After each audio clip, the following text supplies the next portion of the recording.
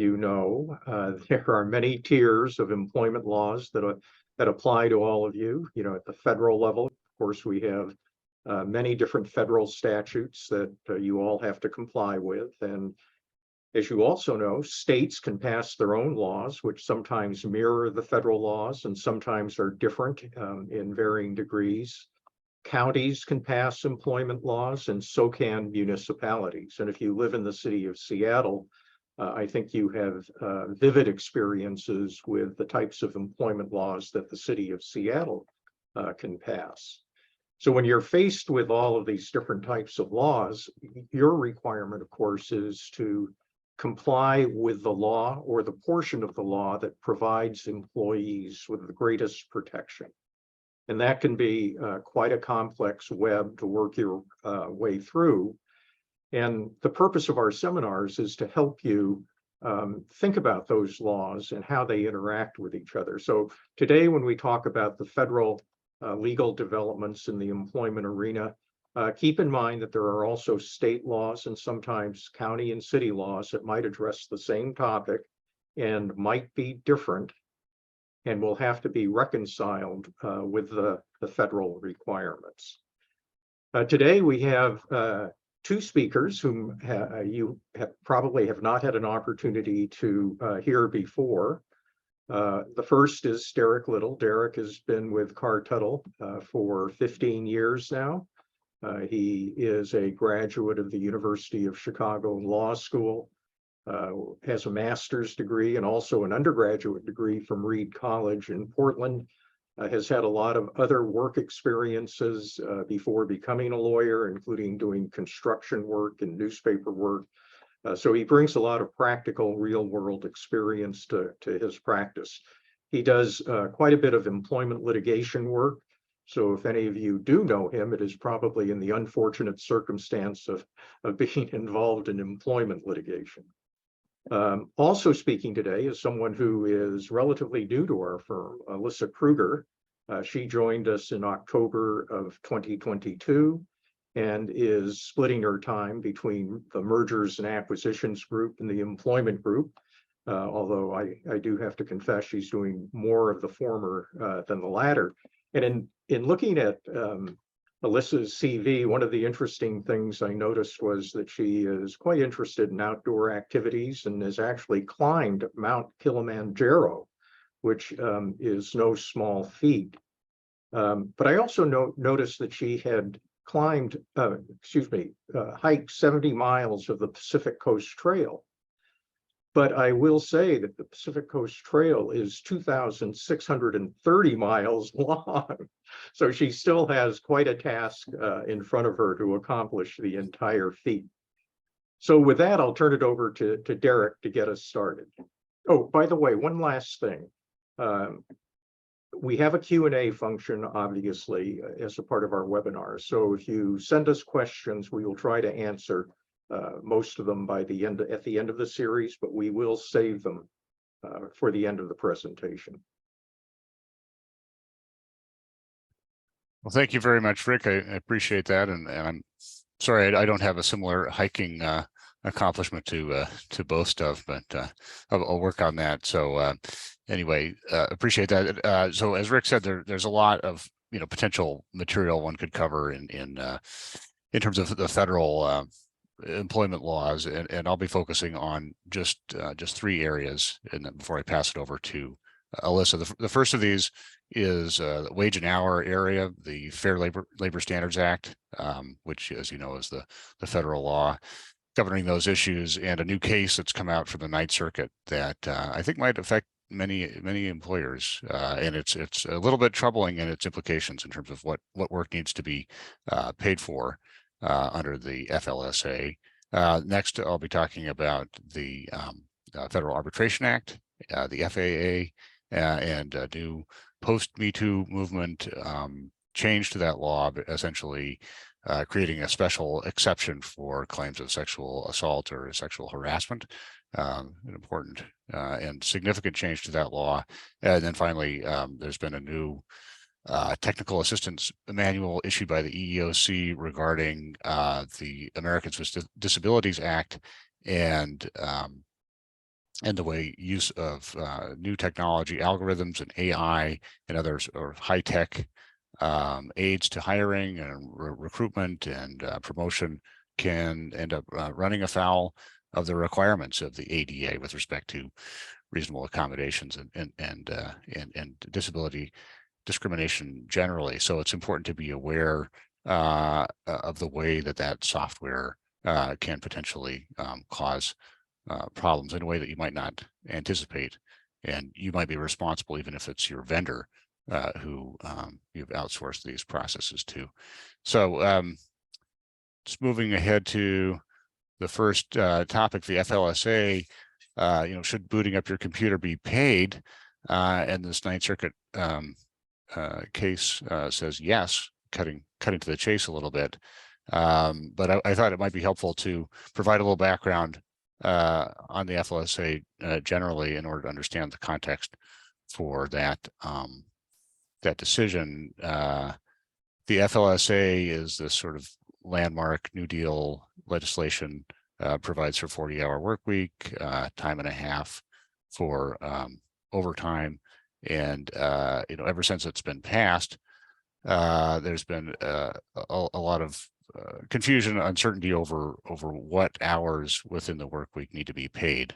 What is the when do you need to be on the clock? Do you need to put the time clocks outside the locker room so that people, employees punch in and then get changed and all that's on the clock, or do you put the time clocks on the other side of the locker room, and so the changing is unpaid? And so that's sort of the central question, and there's a whole cottage industry of plaintiffs' counsel out there who would be happy to file a class action, assuming you're a big enough employer, in order to, if you've they think you've put a foot wrong in terms of not paying for time before the principal activities of the day or after the principal activities of the day that really should have been compensated. So the first major case on this topic was the Anderson versus Mount Clemens pottery case. This involved a pretty big plant. It was like a quarter of a mile from where the employees would enter and where they were working in some cases. And the employer had the practice of simply deducting a sort of average amount of walking time, from entering to reaching the workstation, and everyone's pay would get docked for that amount of time. And the court said, no.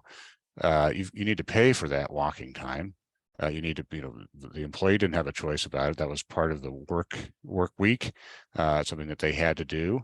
And so preliminary activities like walking on the premises or putting on aprons and overalls, turning on the machinery, all these kind of preparatory activities or closing down activities, those all are part of the work week. They need to be paid, and that got a strenuous response from the legislature in the form of from Congress in the form of the Portal to Portal Act in 1947, which criticized that decision, essentially saying that this was in disregard of the way work is actually done, and in fact, long established customs and practices of employment, that those preliminary and post-preliminary activities should not be paid. If you have employees working in a mine and they have to take a bus to the mine shaft and go through the tunnels and so forth, that kind of transport time, that doesn't need to be paid. Any of these preliminary, post-preliminary activities should not be paid.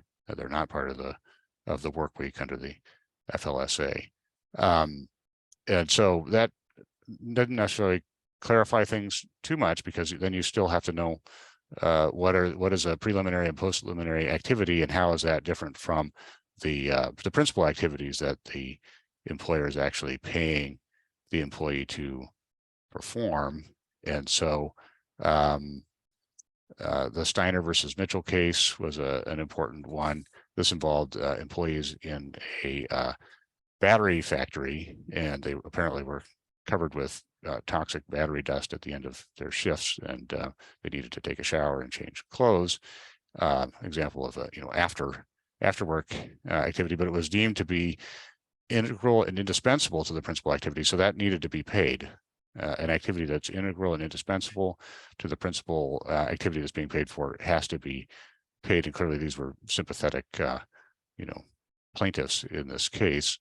That's a donning and doffing case. A lot of these are tend to be donning and doffing cases, but another important one was the IBP versus Alvarez case. That involved a meatpacking plant over in Eastern Washington. And as is typical with a lot of these cases, the question of whether you need to pay for donning and doffing depends on what's being donned and doffed. So if it's unique gear, then that's deemed to be an integral and indispensable activity. If it's non-unique, it's not paid. So what does that mean? Well, in this case, the knife users had to wear, essentially chainmail aprons and Kevlar gloves and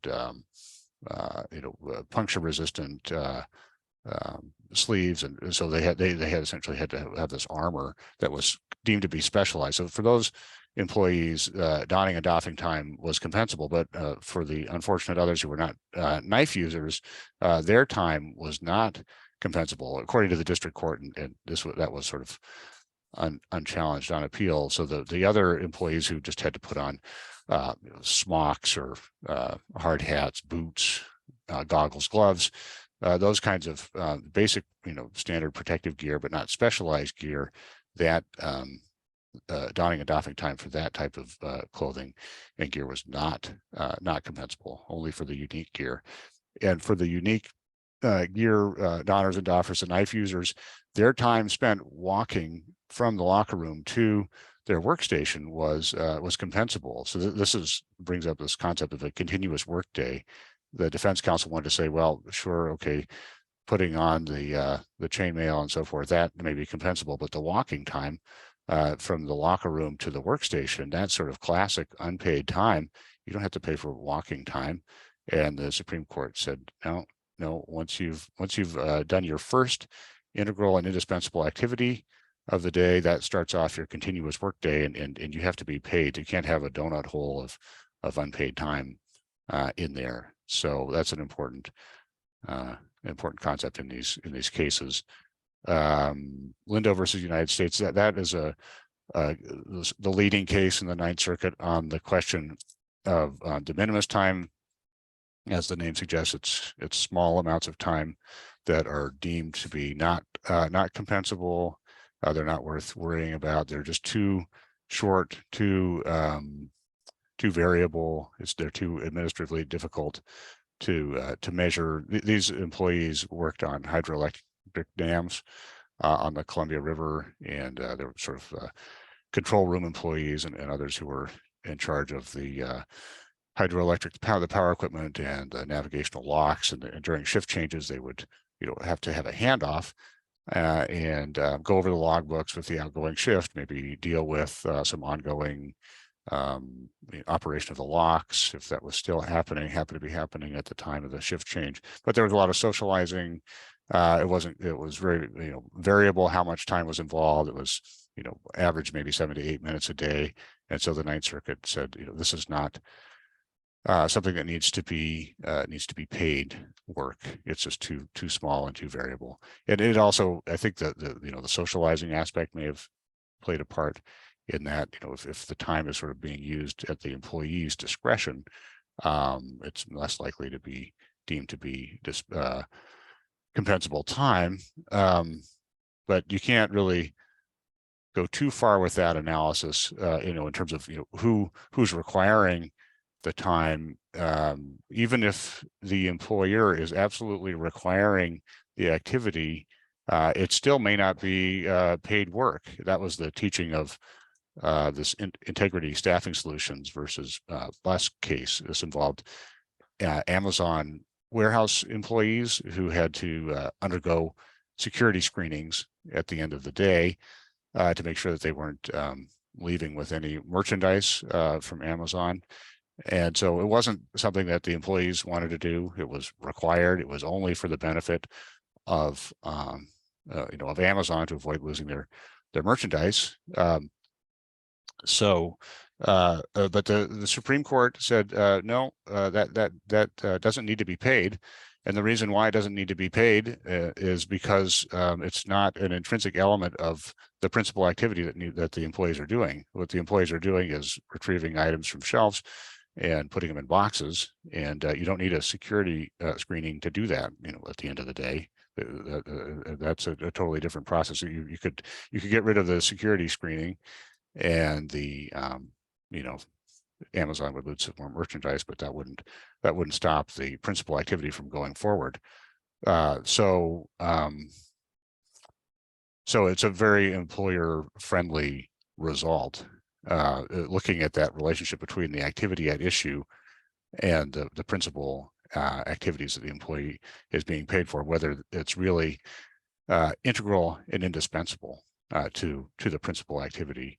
So that was an employer-friendly result. The Ninth Circuit, as you might expect, was able to arrive at an employee-friendly result using a very similar sort of granular analysis of the relationship between the activity and the principal activity. Excuse me. So this is the Cadena case. This is the one I wanted to talk about. This involved call center employees in Nevada, and they would come into the call center, and they didn't have assigned computers, sit down, boot up the computer, and it would take a while to boot up. According to the plaintiffs, it would take 6 to 12 minutes to boot up. And at that point, then they could clock in using the timekeeping software on the computer. Obviously, if the timekeeping software is, on your computer, you can't clock in until the computer is booted up. So they weren't getting credit for that time. And the same thing at the end of the day, it was their position that they were required to sit at the computer while the computer logged out and shut off. And so they would be sitting there, having clocked out, but still be sitting there and not being paid for that time. And the district court said, well, you know what, this is actually a pretty easy one, because we know from a lot of cases under the FLSA that that waiting to clock in, that's not compensable time. You got to line up, to clock in. Well, how would you measure that time? And anyway, that's just classic non-compensated time, just waiting to clock in. And that's what's going on when you're waiting for your computer to boot up so you can use the timekeeping software. The Ninth Circuit said, oh no, that's a red herring, that analysis. What you need to do is look at actually the activity at issue, booting up the computer, and the principal activities that the call center employees are performing. In this case, they need their computer to do the calling. They were setting up appointments and scheduling and doing customer service, type activities, and all of that was, the calls were on the computer, the scheduling was done by the computer. So you need the booting up of the computer. That's integral and indispensable to your activities. So therefore, that should have been paid. So that is the current state of the law in the Ninth Circuit, and it's important for anybody who has employees that use computers as a integral and indispensable part of their paid work. The booting up of the computer needs to be paid for, and it's having the timekeeping software on the computer as well is going to be a problem. And so the solution to that, I guess, is somehow to account for that time, whether you go back to time clocks that are separate from the computer, or some other solution. But that is the current that's the current state of the law in the Ninth Circuit. So the questions to ask yourself are, what are my employees' principal activities? Are these before and after work activities integral and indispensable? And if so, they need to be paid. Do you have a continuous work day going on where there's an initial integral and indispensable activity? And then maybe you can take advantage of the de minimis exception. Maybe not, but it might be a little bit of a risk. But if it's a very small amount of time and it's very variable, that's a possibility. One way to avoid having a class action on the basis of the FLSA and similar state laws is to have a class action waiver if if you're careful and it's enforceable, or even an arbitration agreement that can get you out of having a class action at least. And these things are usually not worth pursuing unless you can do it as a class action. Typically, the amounts of money are too small otherwise. But if you have an arbitration clause and it's well written and it's enforceable, that works as a de facto class action waiver unless the arbitration clause affirmatively allows for class treatment, and that would be I've never seen one that does that. So so that was sort of by way of segue to the next topic of arbitration. There's been a big change to the Federal Arbitration Act, which is a vintage statute, goes back to 1925. It was sort of originally intended to reduce judicial hostility to arbitration. Judges and arbitrators, historically have not gotten along well. It goes back to the English common law, era where judges were actually paid by the case, and arbitrators were, also paid, and so they were sort of competitors. Anyway, there's been a long history of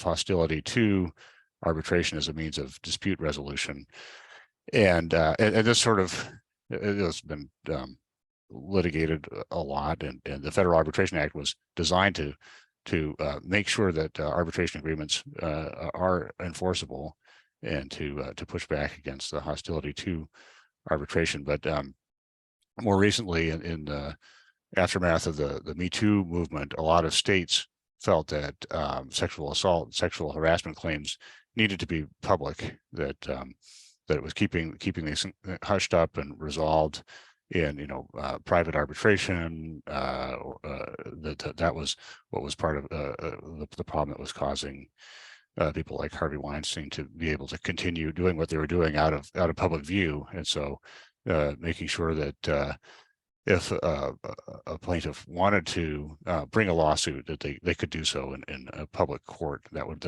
be an important public policy objective. And so Washington, New York, California, I think Vermont, a bunch of blue states passed laws that that prohibited arbitration of those types of claims, or at least made those arbitration clauses invalid as to sexual assault and harassment claims. Washington's law was even broader. It said that any claim or cause of action arising under federal or state anti-discrimination laws was invalid if it required dispute resolution to be confidential, which is sort of code for arbitration. So not just sexual assault or harassment, but any discrimination claim in federal or state. So that was quite a sweeping law.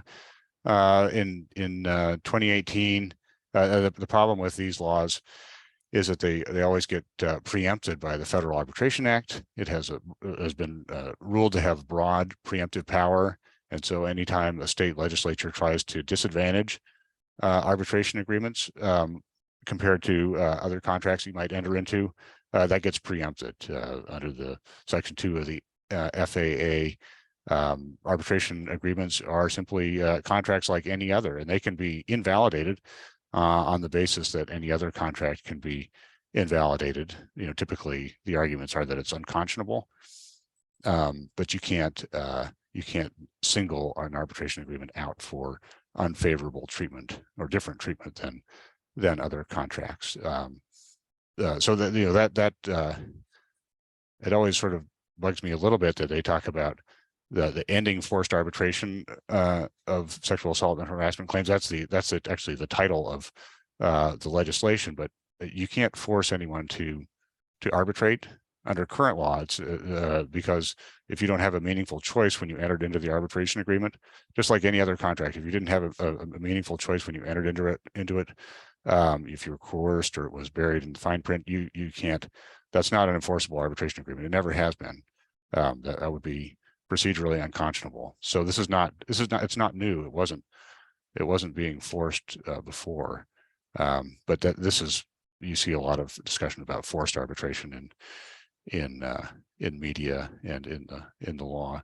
So in any event, this law, Washington's law, was ruled preempted in the Logan versus Lithia case, and the other, California, New York, I believe those were ruled preempted. It's just predictable that that's how these things play out. And so the solution was then to amend the Federal Arbitration Act. And now, of course, now you can't say that it's preempted because the Federal Arbitration Act explicitly exempts from mandatory arbitration sexual assault or sexual harassment disputes. So this is the approach that the Congress decided to take. It was sort of interesting that they decided to amend the FAA itself. I don't know that it's ever been amended since 1925. It reads like an old statute, but and in the past, when they've wanted to exempt certain claims from federal arbitration mandate, they've passed separate legislation. So, residential mortgages, for example, or loans to armed services members, they have separate legislation.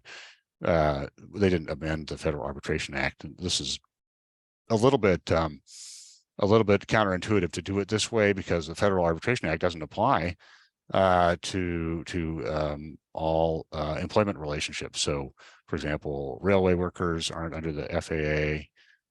Seamen, employees who are engaged in interstate commerce, which could be unloading cargo planes, things like that, they're not subject to this. So this sort of employee-friendly carve-out doesn't work for those who are not subject to the FAA in the first place. So I'm not sure that this was the best way to accomplish the goal, but that's what they decided to do, and so it has a pretty broad scope in terms of what's subject to this carve out from arbitration.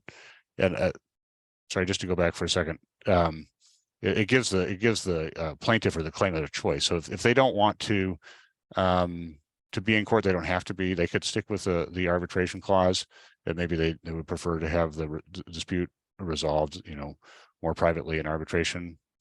Anyway, it makes it up to the claimant. And they can, it could also be the case if it was a class action that the named plaintiff in the class action could make that decision on behalf of the class as to whether it was going to be in court or arbitration. But it's a choice. And then these are the definitions of the sexual harassment dispute, sexual assault a dispute. They're pretty broad, but interestingly, it doesn't include a sexual discrimination claim. Frequently you'll see that a sexual harassment claim comes coupled with a sexual discrimination claim, but in this case, it's not that broad. So you might end up with a plaintiff having to decide, am I going to put my sexual discrimination claim in arbitration because I can't get out of it, but I'll have the sexual harassment claim in court because I can have it in court under this new rule. It results in this sort of strange situation of being in a position of splitting claims between different forums. It seems very inefficient, but the federal arbitration law says that even if it's inefficient, that's too bad. That's what the parties intended. And so, even if you have claims that arise out of the same nucleus of facts, the same bad boss or bad coworker, if some claims might have to be in court and others might have to be in arbitration, and that's the way the parties decided to structure their arbitration agreement. And presumably, the Congress knew what it was doing when it didn't include sexual discrimination claims within this scope of this new carve out. So in terms of the practical effect of this, if a plaintiff has this claim, type of claim, they can decide where they want to, if they want to have it in arbitration or in court, and it applies to any claim that accrues after the date that the legislation was signed, March 3rd, 2022. But the other claims, as I said, are not affected. They could still be required to be arbitrated. So last topic I want to cover today is this new EEOC technical assistance This is sort of a Q&A type guidance that the EEOC issues on different topics from time to time. And they're addressing use of technology in hiring, and also in promotion and monitoring employees.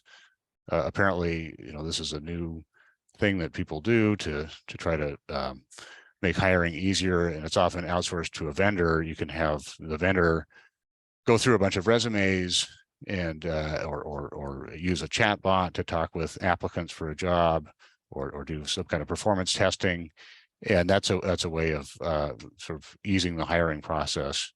But the problem is, what are you doing in that process to make sure that people with disabilities are not unfairly disadvantaged? And so that's the sort of thrust of this new guidance. So what are the types of algorithmic decision making or AI that's being used? You could have a resume scanner that looks for keywords, not necessarily discriminatory. These are just examples. You could monitor current employees to see how fast they're working based on keystrokes. But maybe some employees are entering data in a different way. If they have a problem with manual dexterity, they might be using voice control or something like that. They wouldn't perform well. If you're looking at keystrokes, you can use chat box to ask questions of applicants, use video interviewing software to look at speech patterns, the various types of use of software to vet job candidates. And some of the pitfalls that you can run into are if you don't provide a reasonable accommodation to an applicant who needs one. You could then accidentally screen out some applicants who were otherwise qualified on the basis of disability, or not give them the promotion or the opportunity if they're a current employee. And the software might accidentally or might ask disability related questions that are prohibited under the ADA. So just to get into those three topics, in terms of the reasonable accommodation, you might have to offer a different kind of a test, or some alternative way of taking a test in order to accommodate an applicant with a disability or an employee with a disability. So an example would be, if someone is having trouble with using a keyboard very quickly and they're being rated on speed, but keyboarding ability isn't really part of the job. It's more a question of, do they have a mastery of the questions that are being asked and how quickly can they answer? You could just have them give an answer verbally, or come up with a different way of testing them for their understanding of a subject matter. But if they say they have a disability that might impede their ability to take the test, then you should understand that to be a request for an accommodation. And then, just like if an employee asks for an accommodation, you enter into an interactive process with them and determine whether that's something that you can do as an employer without incurring an undue hardship, an undue burden. So it's just the same sort of reasonable accommodation analysis that's typically done, but it only is in this case in the context of an applicant or performance evaluation. So the danger here is you're screening out someone or denying them a promotion or something like that, because of the way the testing is being done. So another example would be if you have a resume scanner and it's looking for gaps in employment history. You should be conscious of the fact that maybe the gaps in the employment history are due to receiving treatment because of a disability. And if you end up screening someone out or assigning them a lower score somehow because of that, that's discrimination on the basis of disability. Apparently, some of this video interviewing software will look at speech patterns. And if you're testing for problem-solving ability, but someone has a speech impediment, they might end up, be fine at problem solving, but their speech is, they end up getting a lower score because of their speech patterns. So that would be an example of unfair disadvantage to someone with a disability. You might have someone with PTSD who doesn't do well in a loud and distracting environment. So they might be entitled to a quiet place or noise canceling headphones. And similarly, they should be allowed, according to the EEOC, they should be allowed to take a test where they're not going to be distracted by a noisy environment. You might have a chatbot who asks an applicant for a cashier position. Well, how long can you stand? Can you stand for several hours? And are you okay with that? And someone with a disability may not be able to stand for a couple hours, but it might be reasonable to provide them with with a stool to sit on. And so you have to take into consideration the possibility of a reasonable accommodation that would allow them to do the job and not be screening out applicants based on the assumption that you wouldn't be accommodating their disability. One thing to bear in mind is that the employers will outsource these kind of processes to vendors sometimes, and the vendors will say, well, our product is, we've tested it and it's bias free.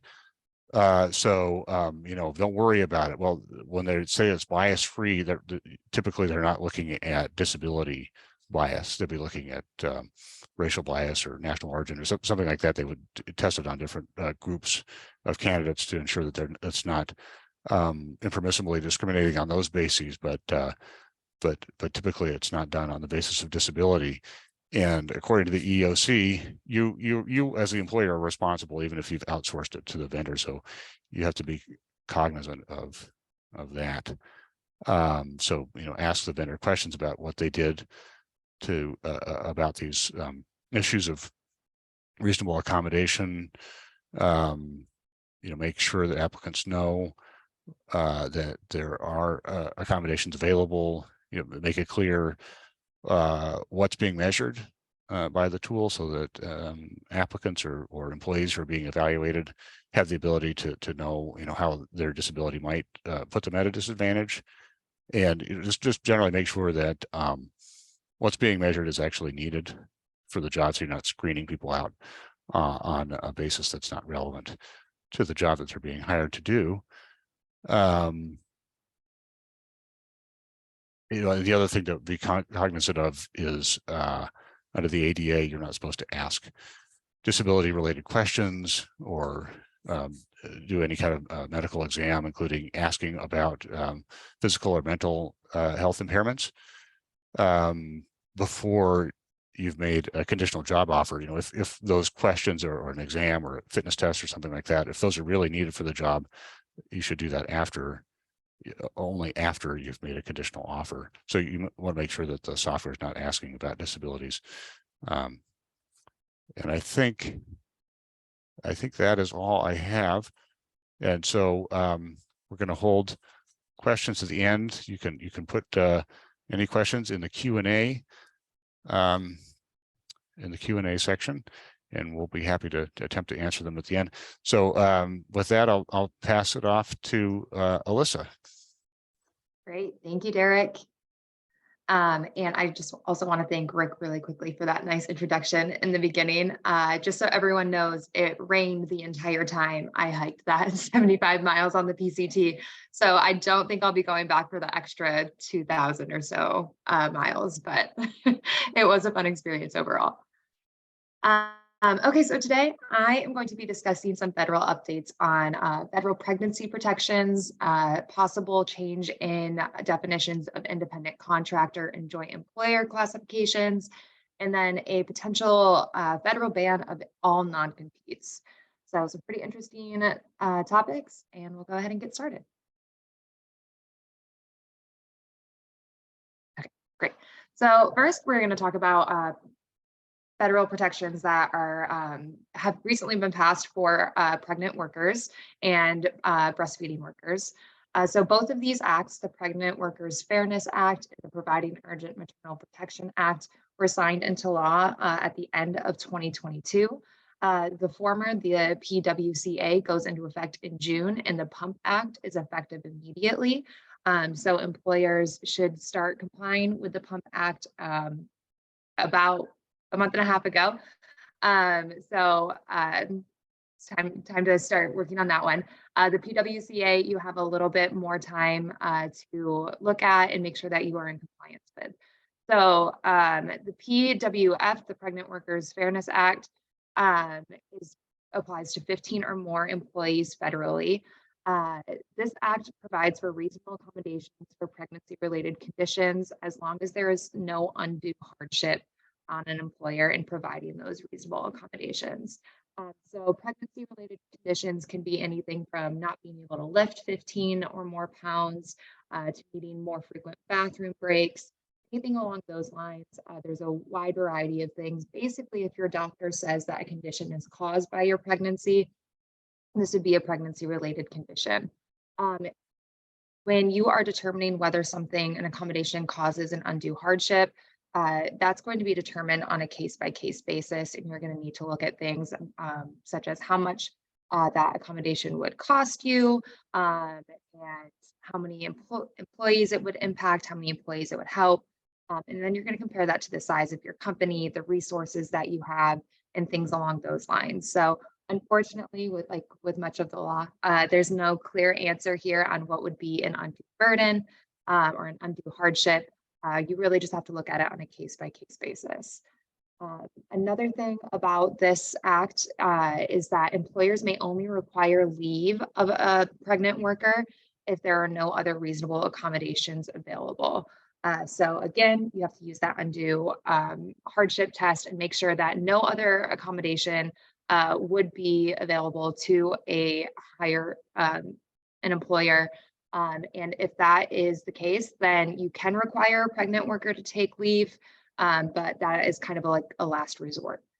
Reasonable accommodations must be provided even if the pregnant worker cannot perform all essential job functions, as long as the inability to perform is temporary. So a really great example here, like I mentioned earlier, is the inability of perhaps a pregnant worker to lift more than 15 pounds. So let's say they're a warehouse worker and they're unable to do this for 6 months, 9 months, however long their doctor says. You as an employer need to make sure that you are providing a way around this and not requiring your pregnant worker to do those job functions, even if they are essential, because it is a pregnancy-related condition and it is temporary. So that's just something to look out for. As for the PUMP Act, the Providing Urgent Maternal Protections Act, this is for employers of 50 or more employees.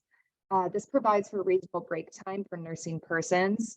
It also provides that, or it requires that a space separate from a bathroom and that is shielded from view and free from intrusion of coworkers or the public is made available to nursing persons on the job site. These protections were previously afforded to several new mothers, but the new drafting of the law allows it to cover employees who are not eligible for overtime. And so the federal government is expecting this to affect approximately 9 million more nursing workers in the United States. So providing a lot more protections for a lot more people. This act is going to provide for immediate lawsuits for a failure to provide the break time. So provide nursing workers the time to go and express their milk. However, employees must give their employers a 10-day notice if they are in need of a nursing area and the employer is not providing that. Then the employer will have 10 days to kind of figure that out, get this secluded, separate space that is not a bathroom sorted for the nursing worker. And then if they are in compliance within 10 days, there's no cause of action. So you get a little bit of a warning time there, but still it's something to look out for. This is especially important in Washington State, as you'll see here, because in Washington State, we do have a law very similar to this. So you probably are in compliance with some of these new aspects, but sorry, I lost my train of thought. But if you're in Washington State, you can either provide a separate nursing area, or you can provide time for an employee to take these breaks and go somewhere offsite and express their milk. So that's the big difference with the Washington state law, and something that Washington employers need to be aware of. So the other aspects of the law, the federal law that have just been passed, are not overly new or alarming in Washington state, because Washington has a lot of laws that already cover this. So Washington requires employers to provide reasonable accommodations to pregnant workers. And Washington employers are not allowed to force employees to take leave unless there are no other reasonable accommodations to be made. So very similar to the first act that I just discussed. And as I mentioned, Washington workers must provide, or Washington employers must provide a separate private place for breastfeeding at the workplace, or additional breaks for the employee to travel to a place like that if a place doesn't exist in the workplace. So really what it boils down to here is Washington employers need to make sure that they are setting up these separate private areas for nursing workers that are not bathrooms, and they can no longer just require or just provide a certain amount of time for a worker to go to a separate place to express their milk. There needs to be a separate private place on the work site. The next topic I want to address is the National Labor Relations Board and their proposed changes to the definition of joint employers and independent contractors. So this could have some big impacts for Washington state employers. And so we'll go over that in the next slide too. First, what's a joint employer? It's important to understand what a joint employer is and why a change in this definition could be impactful. So a joint employer basically means that either party could be defined as a worker's employer. A really good example I like to think of in these situations is, so Cartel Campbell is located in the Columbia Tower, and we often have people outside of our windows who are washing the windows. So these people probably aren't employed by the Columbia Tower. They're probably, there's probably a firm or a company that is contracted with who hires these window washers, and then the Columbia Tower asks them to wash the windows. However, these window washers could be considered employees of the Columbia Tower, depending on the joint employer test that you are using. So this new proposed definition is just a proposed definition so far. It's going to be a shift back. It could potentially be a shift back from the 2020 definition, which made it more difficult to deem two parties as joint employers. And joint employers would only exist if they both had direct and immediate control over essential terms of a worker's working conditions. So this is really common for agencies such as the NLRB to switch back and forth between definitions and just kind of guidelines based on an administration. So this shift is from a 2020 definition, which was created under the Trump administration. And now we're moving forward and we're switching back a little bit towards a more liberal construction, more employee-friendly construction, because the whole idea here is that if you aren't an employee of joint employers, either employer could be found liable or could owe you benefits or anything like that. So that's really what it boils down to. So this new proposed language, instead of just saying that joint employers exist if they had direct and immediate control over essential terms and use that control, this proposed language says that parties will be joint employers even if they can co-determine essential points of employment, such as wages, benefits, schedules, hiring, discipline, safety, supervision, assignment, and there's other factors too, but that's a pretty good list. So again, the defining point here is that joint employers can, under the new proposed rule, is that joint employers may exist if they have the option to determine any of these factors, even if they don't exercise that control. And like I said, the implication is that there's going to be more liability for companies hiring out jobs. And the only way to avoid joint employer status under this proposed rule would just be to release all control over a worker and not be able to really conduct their work or choose how they conduct their work at all. That's the only way to really make sure that you're really steering clear of a joint employer designation. The next phrase that is considering a new definition is independent contractor. The NLRB is proposing a new rule to change how independent contractors versus employees are determined. The big point here for employers, as you probably know, independent contractors have a tendency to expose employers or hiring entities to less liability. They'll have less benefits implications. They'll have to follow overtime and sick leave rules less if there's independent contractors. And there's less liability for the actions of independent contractors as well. So in a lot of cases, it can be very beneficial for hiring entities to be able to classify someone as an independent contractor, but this new proposed rule will make that harder. So the definition of an independent contractor is being re-examined by the NLRB in a recent case. The Atlanta Opera Inc. Brought a case to the National Labor Relations Board.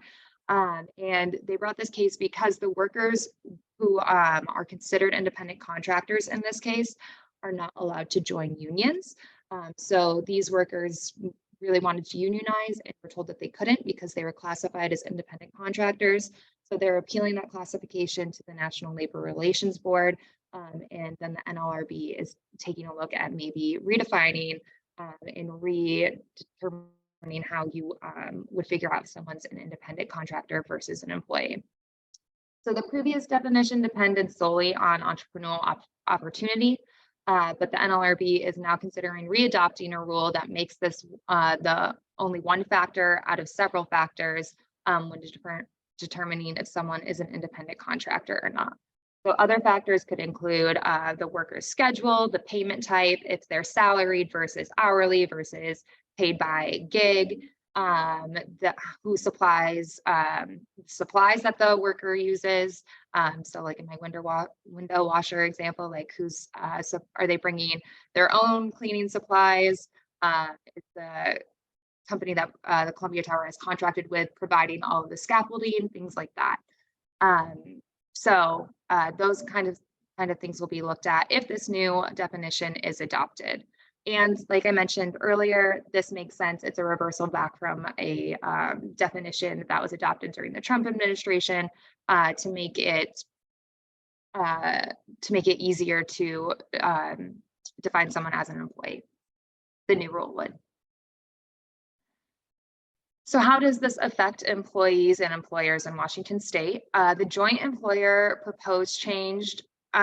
This will change liability implications significantly for Washington State employers because currently Washington State follows rules more similar to the existing federal definition where employers will only be considered joint employers if they actually exert control over a worker versus if they can exert control over a worker.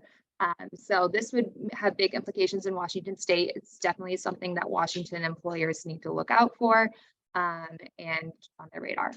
As for the independent contractor proposed change, that's not going to affect Washington State employers too much because a person is an employee in Washington State unless they are free from direction and control for the services which they are providing compensation. And then there are a few other factors that are determined. So basically, the independent contractor versus employee definition in Washington State is more of that bigger list that I talked about in the last slide, where several factors are determined rather than just the entrepreneurial opportunity of a worker.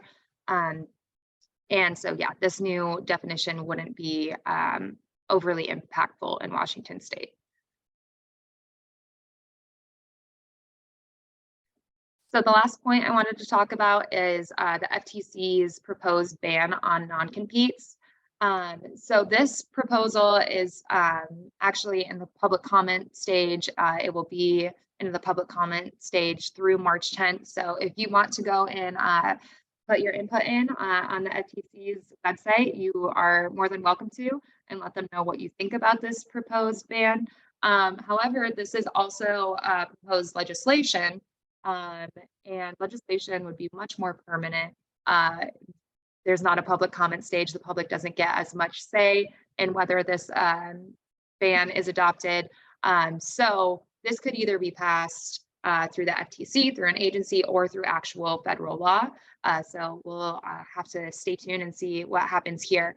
But either way, this would be a pretty big change, not just for Washington, but federally, and just completely banning non-competes would have a lot of impacts on employers. It's estimated that about $300 billion in annual wages would increase if a non-compete ban was passed. A ban would make it so that employers cannot enter into or attempt to enter into a non-compete with a worker. They could not maintain existing non-competes, and they could not make it seem like a worker is bound by a non-compete.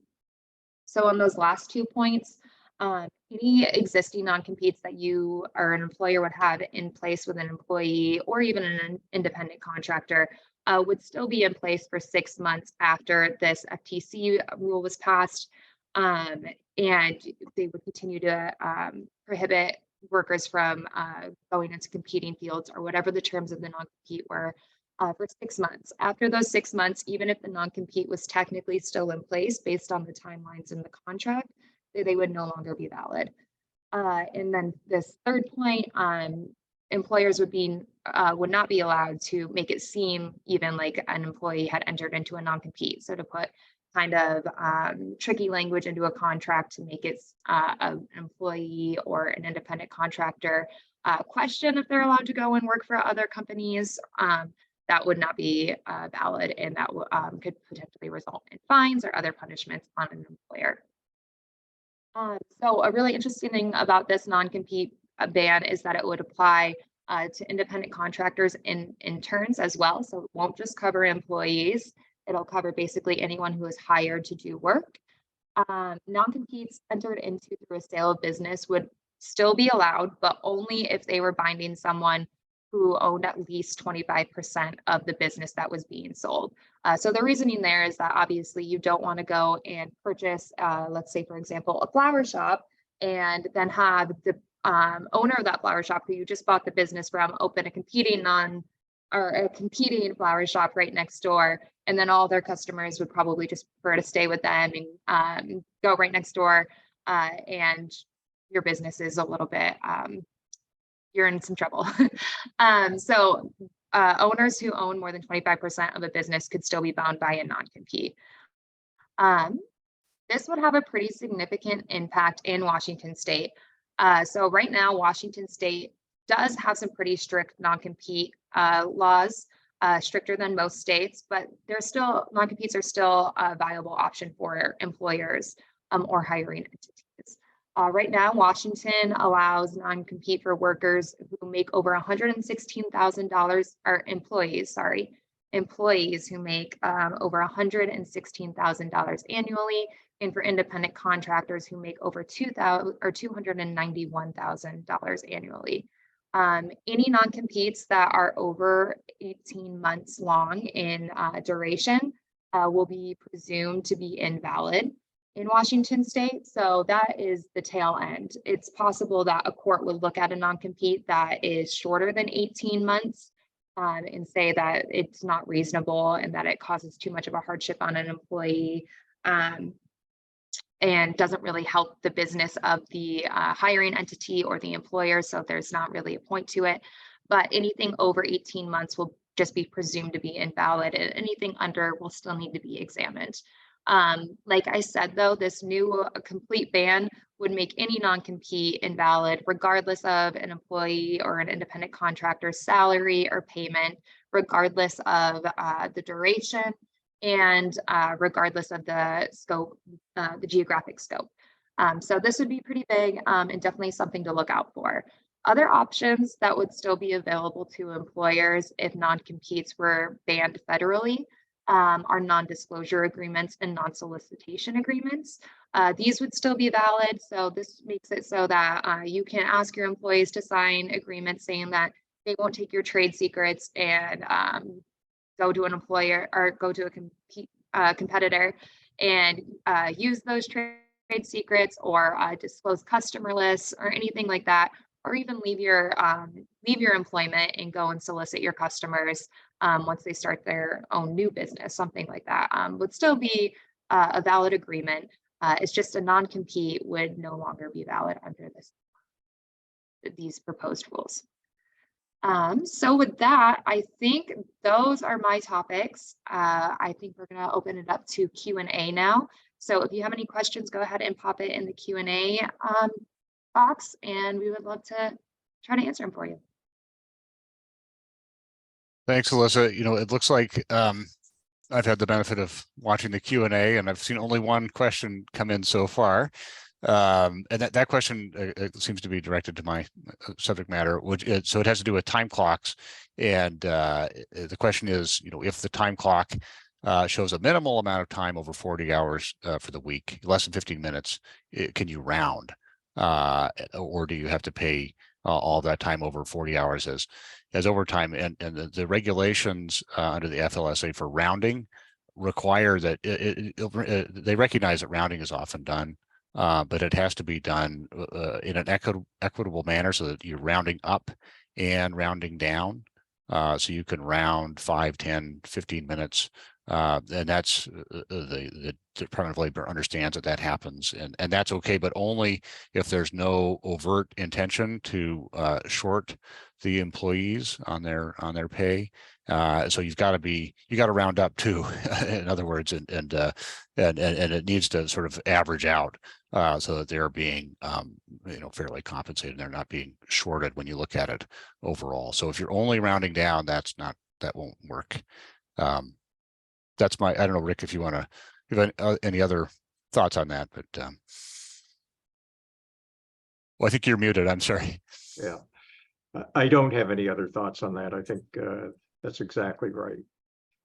So since that is the only question we had, we're really about ready to wrap things up. You know, in listening to Derek's comments about arbitration agreements, yeah, I thought that I would add on a little bit of additional information about them generally.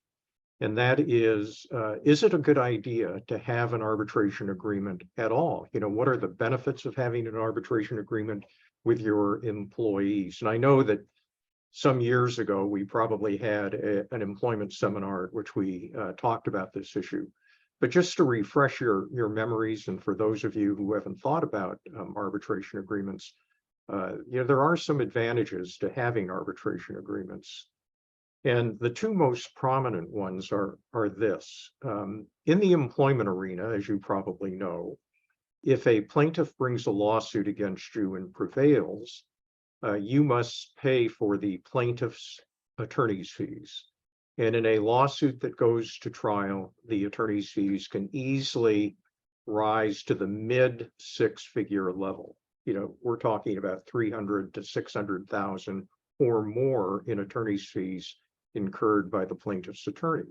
So if you lose at trial, you have to pay their fees and you have to pay your fees.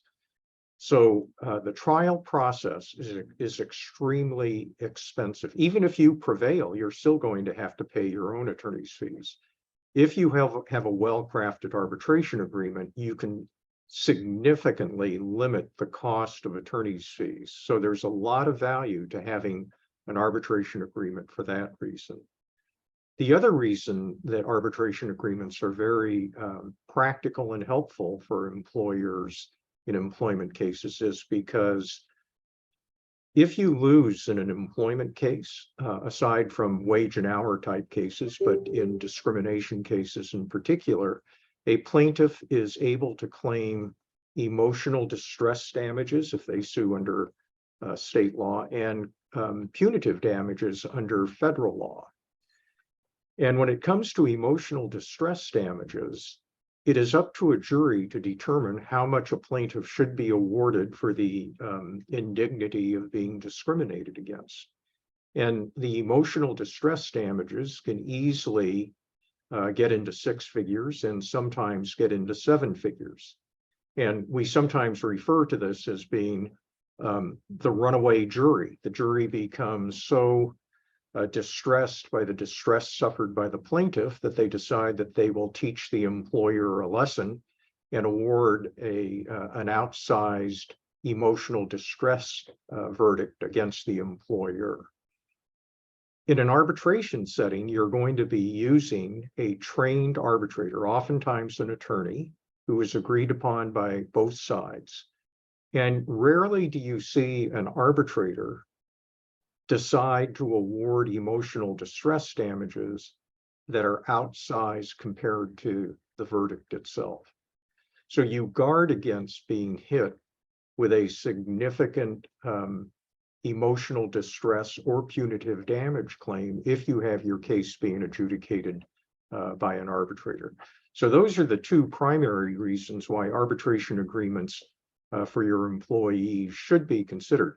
You know, part of those factors, although important, have been ameliorated in recent years because of the availability of relatively inexpensive employer's liability insurance, so that you can get your claims covered by insurance, so that the bottom line doesn't hit your bottom line in the event that you're unsuccessful in defending against these types of cases. So with that, sort of word of advice, we'll bring this to a close. Keep in mind that our next session is going to be held on March 30th. We'll be talking about workplace investigations and some of the issues that arise out of having a DEI committee. And to Derek and to Alyssa, good job. And I hope this has proved helpful to all of you who participated today. See you in a month or so. Thanks, everyone. Thanks all.